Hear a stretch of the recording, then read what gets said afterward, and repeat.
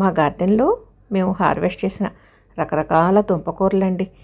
వాడుకున్న తర్వాత ఇక నెక్స్ట్ క్రాప్ కోసం ఇసుకలో దాచి ఉంచామండి. ఆ దుంపలన్నీ ఇక సీజన్ వచ్చేసింది.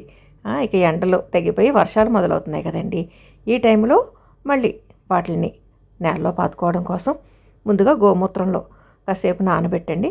ఆ శుద్ధి చేసుకున్నాక ఇక్కడ ఈ వరలు ఉన్నాయండి, వాటిని కుండీల కింద మలుచుకొని మేము నాటుతున్నాం అనమాట.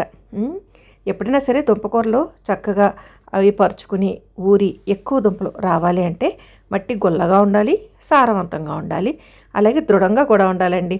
అంటే గుల్లగా దృఢంగా అంటే మనం కొంచెం కోకోపీటు, ఓక ఇటువంటి వేసామనుకోండి చక్కగా గుల్లగా ఉంటుంది. అలాగే ఇసుక వేయడంతో ఆ దుంపల వేరు వ్యవస్థ అది కూడా దృఢంగా నిలబడుతుందండి. పసుపు లేరు అంటే ఇక్కడ మేము మేకపెంట వేస్తున్నాము.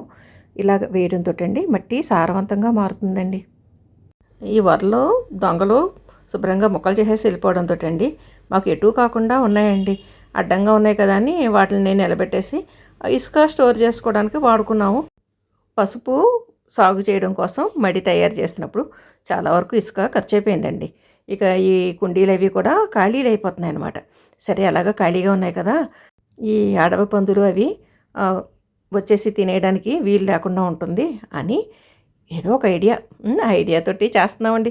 ఈ ఐడియా వర్కౌట్ అవుతుందో లేదో ముందు చూద్దాము. ఈ పెండలం ఇవన్నీ కూడా చక్కగా మొలకలు వచ్చినాయండి. మొలకలు వచ్చినవి వేస్తున్నాము. అలాగే తీసుకొచ్చి వేసామండి ఇదివరకు నేలలో. ఒక 10 రోజుల తర్వాత వచ్చి చూస్తే ఏమీ లేదు అక్కడ.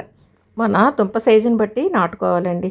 ఈ పెండలం, చిలగడ దుంపలు ఇవి పసుపు ఏదైనా సరే అడ్డంగా నాటుకున్నాం అనుకోండి అది విస్తరించడానికి అవకాశం ఉంటుందండి. అలాగే దుంపకి మధ్యలో కూడా నాటేటప్పుడు కొంచెం గ్యాప్ ఇచ్చుకోవాలి, అవి విస్తరించుకోవడానికి వీలుగా ఉంటుంది కదండి. అలాగా మేము కొంచెం మరీ లోతుకి కాకుండా అలాంటి పైకి కాకుండా నాటుకోవాలండి. మనం ఈ దుంపలు అవి నాటుకున్నాక మొదట్లో ఎక్కువ వాటరింగ్ చేసుకోవాలి. తర్వాత మనం అంటే ఈ వర్షాలు అవి మొదలైపోతాయి కదండి, అప్పుడు ఇంకా ఏమీ మనం పరిగెట్టుకుని నీళ్ళు పోయాల్సిన అవసరం కూడా ఏమీ ఉండదు. అడవి పందులకి భయపడి అలాగే ఈ దొంగలు అనుకోవాలో లేకపోతే ఆకతాయి వాళ్ళు అనుకోవాలో వాళ్ళు పగలగొట్టేసిన వరలు వృధాగా ఉన్నాయి కదా అని చెప్పేసి అదేదో వృధాగా ఉండే వస్తువుని ఉపయోగించుకోవడమే కదండి మన కాన్సెప్టు.